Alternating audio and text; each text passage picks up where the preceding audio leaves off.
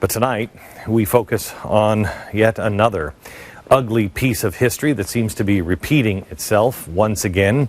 And it came to my attention last week when I watched this clip of Al Gore, which we will play here a little later on in the program. It's shocking, but only if you know history.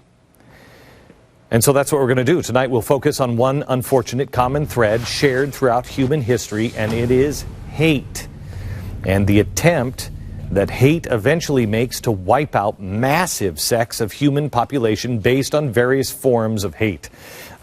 Fear, ignorance, whatever it is. We have such a long history, and when I say we, I don't mean you and me per se. I don't mean the United States of America. I mean humans. And that's what it seems we forget over and over and over again, that it's humans that have a hate problem. This, for instance, this is a document of real hate. This is the document of the court proceedings, if you can call it that, of the Inquisition. This was for a man who would not submit and would not declare that he was on the church's side, or the king's side, if you will. He eventually did, after they made this case against him, he immediately then did submit, and this guy was lucky enough to live. But that's the Inquisition. The Inquisition where if you were deemed a heretic, you would be burned to death or you would be tortured. And that's just one episode. The punishments were, quote, for the public good in order that others may be terrified and weaned away from the evils that they might commit. It's interesting to me that the church and state, when combined, would burn people to death for not paying attention to God. And then later, the church and government would burn people to death for wanting to pay attention to God. The government doesn't matter. See, it's not the same hatred over and over again. It's whatever gives people power. These people, this is actually an original William Tyndale Bible, and all he wanted to do was be able to read it in his own native tongue. And so the church and state burned him to death because it took away their power. They burned people to death in the Inquisition because if you didn't submit to them, it would take away their power. The same thing with the people with the KKK. It took away their power. This is just such a spooky thing, even on a stupid mannequin. This is actually a woman's KKK outfit from the 1920s. Originally owned by, I don't know, some famous KKK woman. I don't know. I didn't know any famous ones existed, but it's extremely disturbing because it was owned by a woman. When the women of a society go awry, you're in deep, deep trouble. The KKK thought that they were superior, but it really wasn't superior as much as it was about power. And they tried to wipe those out that they believed were inferior. But where did that come from? That idea of superiority had to be carefully taught. Before the violence of the KKK, because the KKK happened after the Civil War, there came this. And this is a dog tag. This was a tag that had to be worn. This was number 1041 from Charleston. And this is a dog tag that had to be worn by a slave. And they were not to be caught without it around their neck, like a dog. How do you get to the KKK, where you really believe you're superior? We'll make people into dogs first. But before people were made into dogs, and it was only one race, it was raged on really anybody, not just race. It was anyone poor, regardless of their color. In fact, many of the slaves in the early American colonies were white. They were called indentured servants because you'd be expected to be free after you served your time. And that went for both blacks and whites. And between 1630 and 1670, while they were burning people at the stake for this, here in America, slavery of both black and white was commonplace. And freed whites and freed Africans, as they were known then, would contract their own slaves, both black and white. When African Anthony Johnson was freed in 1635, he received 250 acres of land, and he became the master of both black and white slaves or indentured servants. He's actually most famous for being the first owner, if you will, of a state-recognized African-American slave. There were no cameras back then, but do we have the picture? Have we already showed it to you? The picture of the owner, there he is. He's an African-American himself. You see, the idea is that hate knows no bounds, but it's always about power and control. All you have to do is believe that you are superior, some way or another, race, intelligence. Progressive history teaches us that our founders hated the Indians because they were all racist and they kicked the Indians off their land and stole it. Yet countless Native Americans fought alongside Washington during the Revolutionary War. The real hatred of the Native Americans didn't come until much, much later. It didn't come until Andrew Jackson really started to make it just very popular. He decided that the Indians were evil, and he implemented the Indian removal policy, which amounted nothing less than an ethnic cleansing of the Native American. This is a book called A Century of Dishonor that came out. It's a very rare copy because no one wanted to read it. No American wanted to see it, but I'm preserving it so it lasts. What happened? What happened to the people who wouldn't become Christians? What happened to the Christians who wouldn't sit down? What happened to the Native Americans that weren't good enough? What happened to the slaves? You see, Abraham Lincoln, when he wanted to free the slaves, he didn't argue that a man would be, that a man who was black was superior. What he did was he argued that you have no right. This is his thesis. He says it's not about black and white. It can really be about anything. He said, if A can prove that he may have the right to enslave B, why may not B snatch the same argument and prove equally that he may enslave A? This is his letter in his own handwriting. But the next paragraph goes on, but you mean that it's not color exactly? You mean that whites are intellectually superior to blacks? Then why can't someone who is intellectually superior to you enslave you?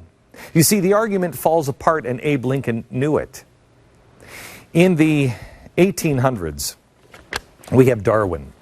And after we freed the slaves, Darwin came about, and he took hatred into a whole new theory. He was only part of it. Darwin's theory of evolution was gaining popularity, and he warned of the consequences of failing to selectively breed. He said, and I quote, "If the various checks do not prevent the reckless, the vicious, and otherwise inferior members of society from increasing at a quicker rate than a better class of men, the nation will retrograde. As has occurred too often in the history of the world, we must remember that progress is no invariable rule." So in other words, you're not guaranteed to move forward. Well, now we're breeding people like dogs. And Darwin's theories influenced many, including a guy over in Germany named Friedrich Nietzsche. Nietzsche's most famous for declaring the death of God and believing the world had to be freed from the evils of Judeo-Christian morality. But that would beg the question, of course, if it's not God's morality, then whose morality do we replace it with? He answered, quote, "Society, as a great trustee of life, is responsible to life itself for every miscarried life. It also has to pay for such lives. Consequently, it ought to prevent them. In numerous cases, society ought to prevent procreation. To this end, It may hold readiness without any regard to descent or rank or spirit. He was saying here that you could restrain people in any way, even deprive them of their freedom in certain circumstances, even castrate them.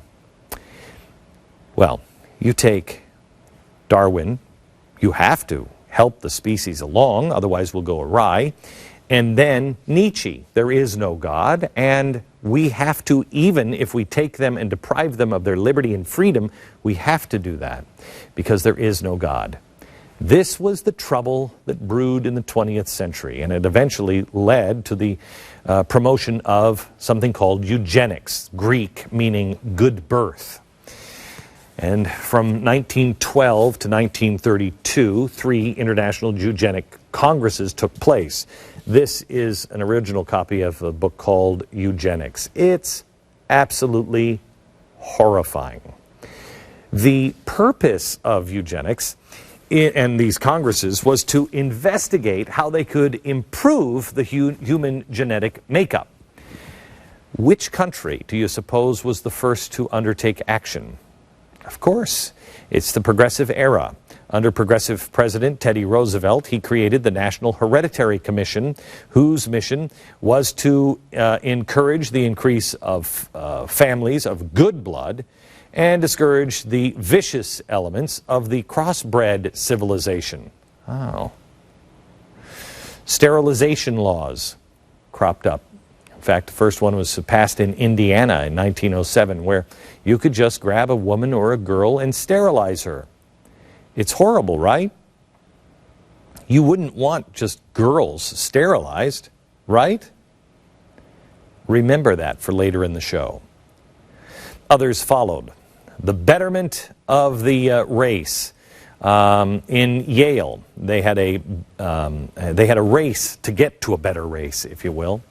And the whole thing was to get other Americans from their homes and pull them out, deprive them of the ability to have children if they were, stupid or deemed wasteful people, and lock them away in institutions. These actions were likely emboldened because the academic elite were behind the idea. And so they just knew better, right? The greatest minds in America, Yale, arguing that our national vitality depended on a productive citizen. And the best way to ensure that, of course, was through carefully controlled breeding. Well, you can't pick who should marry who and who should have children with whom. You just had to weed out those who shouldn't be breeding with anyone. Yale luminaries founded the Race Betterment Society, among other eugenics propaganda outlets, and eugenics became mainstream in the scientific community. It was a big deal. I'm going to show you a bulletin board at Yale that should scare the dickens out of you. This is from Yale in the early 20th century. It says here, these three little circles there, I don't know if you can make them out, are light bulbs. The first light bulb says this light flashes every 16 seconds. Every 16 seconds a person is born in the United States. This light flashes every 7.5 minutes. Every 7.5 minutes a high-grade person is born in the United States and will have the ability to do creative work to be fit for leadership. Only about 4% of all Americans come within this class.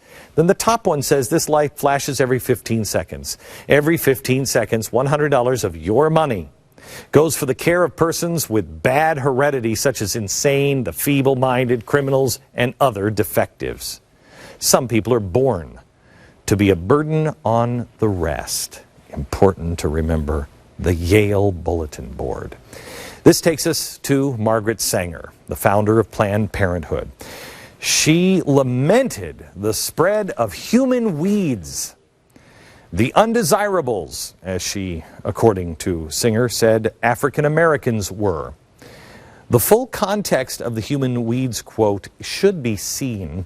She said, Margaret Sanger, quote, colored people are like human weeds and are to be exterminated. The Sanger wanted to engineer people, and she engineered the Negro Project. She said of it, quote, We do not want word to get out that we want to exterminate the Negro population. And the minister is the man who can straighten out that idea if it ever occurs to any of their more rebellious neighbors. She was talking about the African-American minister that would play right into their hands, she felt. It should come as no surprise that Margaret Sanger supported the KKK. Yes, maybe she was one of the progressives that wore that outfit behind me.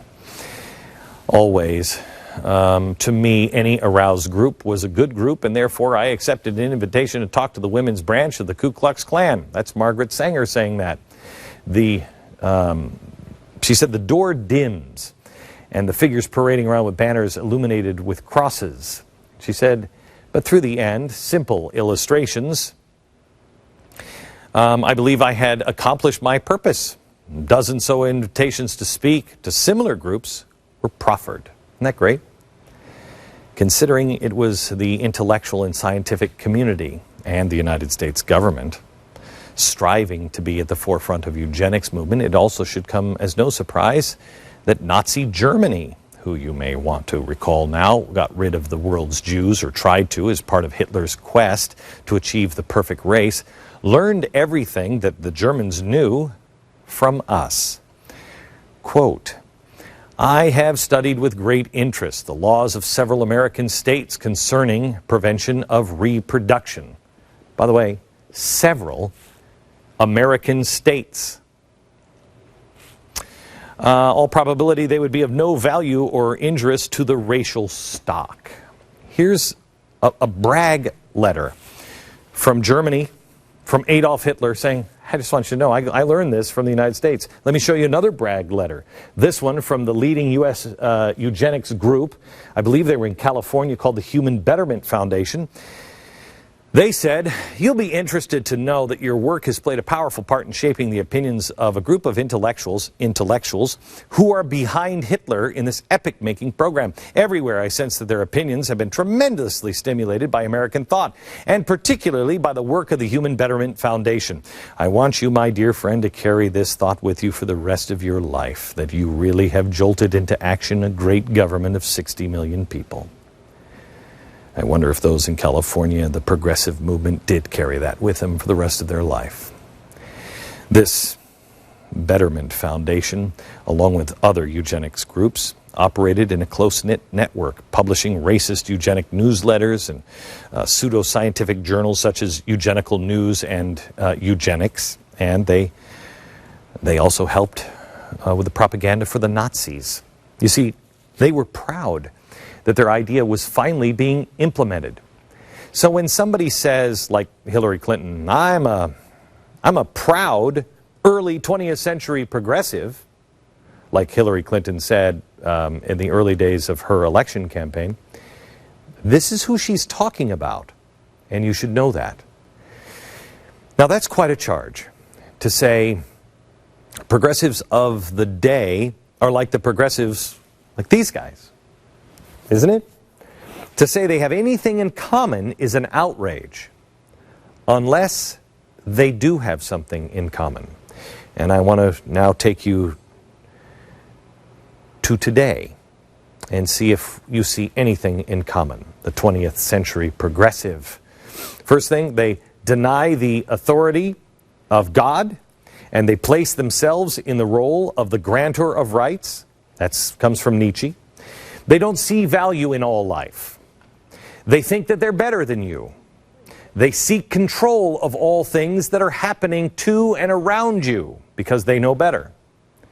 Okay, so that's what a progressive does that believes in eugenics. That's what they believe. Let's see if we have anything in common. First, let's start with placing value on life. Well, you know that we're funding Planned Parenthood and everything else, which is Margaret Sanger. But what about this? This came out last week. This is from Salon. So what if abortion ends life? They published an article on abortion daring progressives to take the mask off and stop denying that it's life inside the womb. The author, a progressive author, argued that it is life. So what? We all knew it. We've all known it for a very long time. We just haven't said it. I'd be happy to have an abortion because, she said, quote, all life is not equal. Okay, the next one on the list that they have to have in common if they're going to be like the early eugenicists, they have to have control. Well, progressives have already taken control of health care. On Friday, it was announced that sodas and candy will be gone from schools, but guess what's being made more available? Without your knowledge or your consent, yes, your kids will now have the morning after pill. Bloomberg bans soda and trans fats, but will hand out the abortion pill to our kids.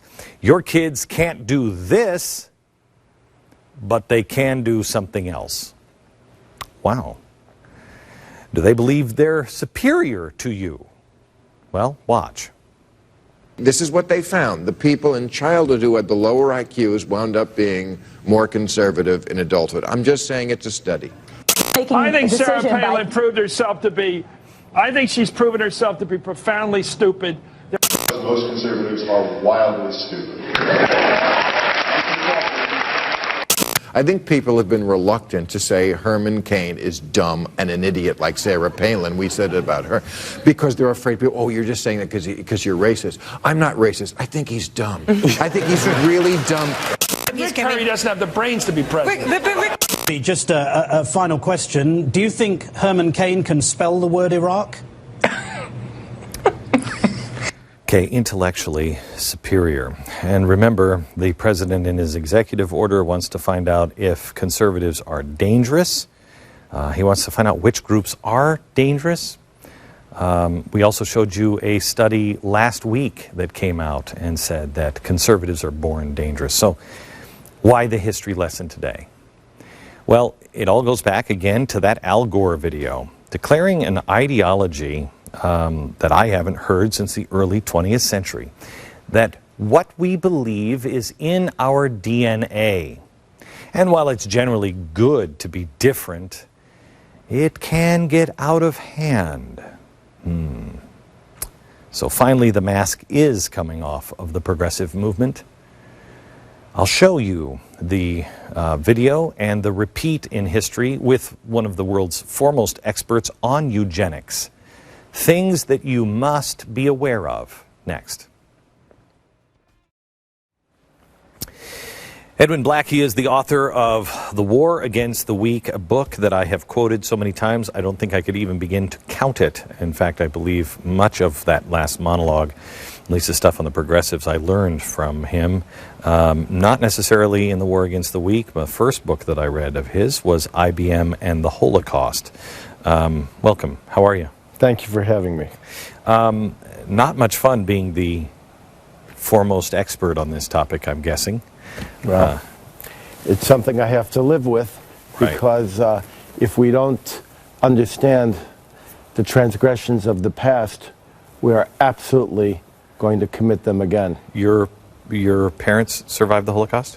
Yes, my mother was pushed out of a train on the way to Treblinka by her mother, and she was buried in a mass grave, and my father came upon her buried in the snow, pulled her leg out, and they lived for 2 years in the forest, kind of like the movie Defiant, but without horses. Holy cow. And when in my career, I thought it was my duty, I was born in the United States, to not only tell what happened, but why it happened. Okay, so let's start there. Let's go with, because I saw this, and when I saw it on Friday while I was on the radio show, and I immediately said to my producers, I said, please get Mr. Black on the phone and find out if he sees what I see in this. Let me play this clip, which will go over most people's heads, and they'll think, oh, no big deal. Watch the clip and tell me what it means. The scientists now know that there is in human nature a divide between what we sometimes call liberals and conservatives, and it gives an advantage, you can speculate, to the human species to have some people who are temperamentally inclined to try to change the future and experiment with new things, and others who are temperamentally inclined to say, hey, wait a minute, not too fast. Let's make sure we don't do anything rash here. And this divide is found in every country, every culture, every ethnicity. It's part of our human makeup. And when these natural tendencies are accentuated with political ideologies, or for that matter, religious factions and the other divides that are sometimes used for advantage, then it can get out of hand. What does that mean to you? Well, first, I'm very disappointed that Al Gore made these silly remarks, not addressing any political point of view, but simply on the facts, he's dead wrong. On the history, he's completely wrong.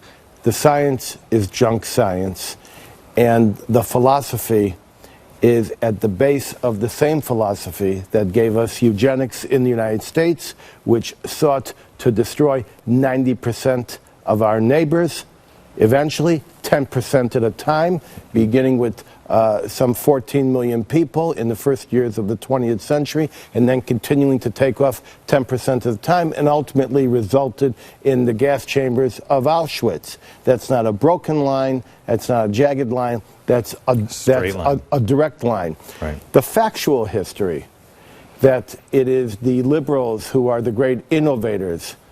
Henry Ford, who was one of the greatest innovators in the 20th century, Thomas Edison, Patton, these men were ultra-conservative to a fault. They were some of the greatest innovators in the history of the world. I believe, however, Henry Ford agreed with Hitler on the Jews, wanted to get rid of the Jews. I think it was Henry Ford who inspired Hitler in many ways. It was Henry Ford who gave Hitler the concept of the international Jewish conspiracy through the mass production and the printing and the publication of the Protocols of the Elders of Zion. Right. And therefore, it was no longer just about getting rid of the Jews in your midst, as Hitler originally wanted to do, but now it's worldwide. It was, if you're going into Czechoslovakia, get rid of the Jews. If you're going into Poland, get rid of the Jews. So now it's not just territorial conquest, it's territorial conquest and get rid of this enemy. That's Henry Ford. All right. So now take me back to, because what I got from Al Gore is, look, it's genetic. There's people that want to move us forward, and there's people that want to move us backwards. They want to hold on. And it's not just that there are, because those, as he says it with a laugh, those things happen, you know, maybe we have to slow down from time to time. But what's really dangerous is when those people, he explains, are co-opted by religious or political organizations, because then those religious and political organizations are only using those stupid people to stop us from doing progress. This is politicized science.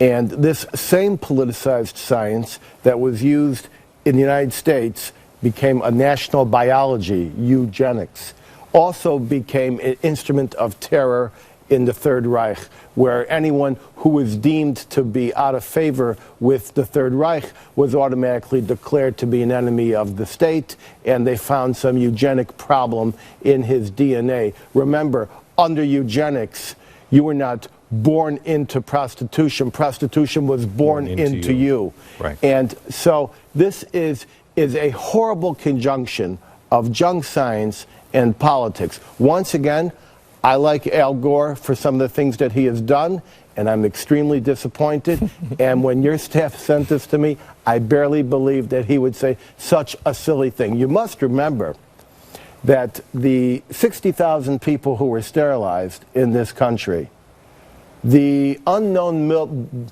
millions of never born, the hundreds of thousands who were condemned to live in incarceration camps called sanitariums, the many marriages that were voided, the unknown number of marriages that were never allowed to take place because of the criminalization of interracial marriage, all of these different things. This was all a series of laws and theories set into place by the elite of America, the progressives, the do-gooders, the liberals, the people who wanted to make the world a better place. The same people that brought us prohibition brought us this stuff. Actually, that's actually very correct. There was one other thing that we were talking about, and I said to the audience to make sure that you pay attention to this, and you just mentioned it, the sterilization. Now in Oregon, and you couldn't believe it when we brought it up, right? That in Oregon now, you can, if you're 15 years old, you can be sterilized without your parents' permission. I have studied the sterilization laws in all of the states and in many of the federal programs which are above the states. And I was very involved in the efforts by the North Carolina legislature to recognize, apologize, and compensate for the past transgressions, the genocidal transgressions of mass sterilization. I've known that Oregon was a holdout and still had some vestiges of sterilization. I granted the interview to the reporter who wrote that story, but when I looked through the details in greater nuance after your staff sent it to me, I was absolutely amazed, disappointed, and I'm still having a hard time believing that the federal government is going back to authorizing and funding and encouraging sterilization. It helps anybody who wants to be in control. It helps them with all kinds of problems if we just have people just sterilize themselves. Hang on just a second. Back in just a moment. None of you are going to be happy to hear what I have to say. It's not good news. You're going to get angry. You're going to be shocked. We are talking about Nazi eugenics. This was Hitler's idea for a master race. But very few people are aware that the idea originated not in Nazi Germany, but in the United States 2 to 3 decades before Hitler came to power.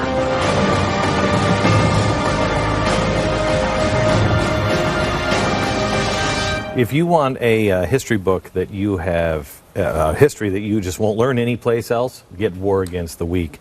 Let me take us from history to the future here. And if we have time, we'll come back to history. But we're seeing I believe that we are seeing the seeds that are very, very disturbing unless people wake up. We're seeing a loss of caring of life. We're seeing a loss of love for my neighbor and the people in my community. We're seeing a pitting against each other for political purposes.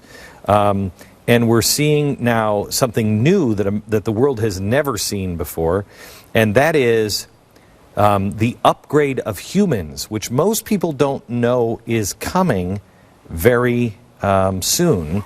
And it's called the transhumanist movement. I've never heard of the transhumanist movement. Tell me about it.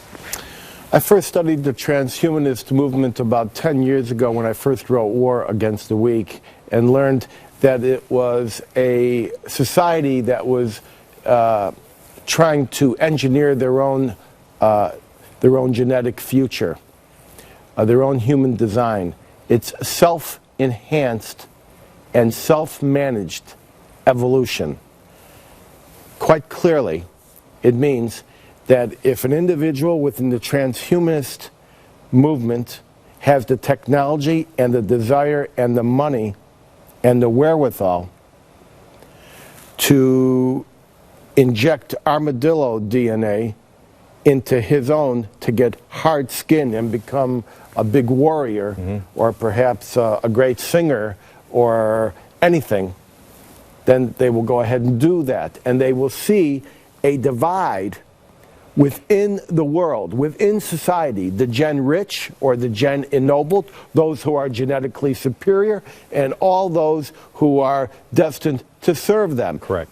Which is, of course, the Hitler motif. And now this sounds absolutely crazy, but Al Gore talks about it in his book. I was astonished to read that this morning. Yeah. And he also falsely gives the history of eugenics with lip service to some of Hitler's greatest allies in the United States, such as Harry Laughlin from the Carnegie Institution.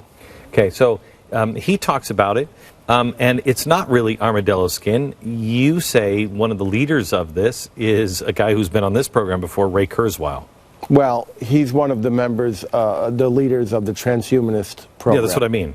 And it's not armadillo, it's electronics. You're upgrading yourself, at least it's from what I anything. know. Armadillo skin is just one example. You might want to put a computer chip in your mind. Correct. You might want to sharpen your eyesight in a certain way.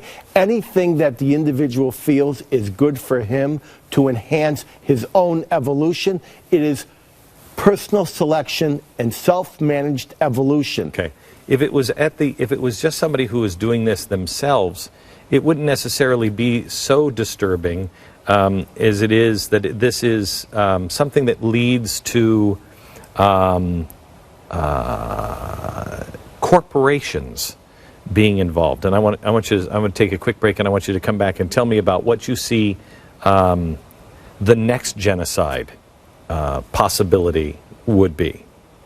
Okay. I'm concerned about many things. I'm concerned about the lack of civility all the way to the lack of understanding of the value of life. And the mask is starting to come off of some of these progressives that really don't understand the value of life. And you believe that there is a new kind of genocide coming, and it involves corporate genocide. What do you mean it's... Well, genocide includes as one of its tenets interference with reproduction on an organized basis to eliminate a group. That's one of the legislated aspects of genocide. Okay. And so is the effort to eliminate the financial and other wherewithal of a group that allows them to survive. I believe that now we are confronted with new eugenics, and it will no longer be a matter of national flags and racial dogma that determine who is enabled and who is persecuted and who is marginalized and no longer allowed to thrive and perhaps not even to exist. It will now be corporate worth. It will now be how important are we to the corporations that will once again control this entire arena. Right, and it's not the corporations by themselves. It's the combining of the corporation with the government. Well, in the case of eugenics, it was the Carnegie Institution and the Rockefeller Foundation and the Harriman Railroad fortune that combined to create, invent, fund, and proliferate the junk science of eugenics. And the Rockefeller Foundation even helped finance Hitler's greatest Nazi doctors, including Otmar Verschoor, whose assistant... From Long Island, right? Well, Verschoor was communicating with Long Island, but That's Verschoor was a Nazi doctor, and his assistant was Josef Mengele, who went in to Auschwitz to continue the twin experiments that the Rockefeller Foundation had funded through his boss, Otmar Verschoor. In Long Island, in Cold Spring Harbor, this was the outpost, the headquarters of eugenics in the United States. It was a nexus for eugenics worldwide, and it was the partnership with Nazi Germany that was threaded through the Eugenics Record Office and the Carnegie Institution at Cold Spring Harbor. What's happening now is there is an effort to identify people genetically for what is believed to be their value to the corporations because they have the ability to, and deny them a job, deny them insurance, deny them financing, deny them housing. Mm-hmm. And in England, this led to legislation known as the Anti-Discrimination Act to avoid the so-called genetic ghetto, which was passed unanimously in the United States by the Senate and then held up for 2 years in the House through the lobbying efforts of the insurance companies. It's the insurance companies that will lead the way to eugenics. Okay, I'm we could do a lot more here. I will just tell you this, that he is the guy who has the history key. And you are going to see what he has written about happen again, and you're already beginning to see the foundations of it. Please do your homework on it now.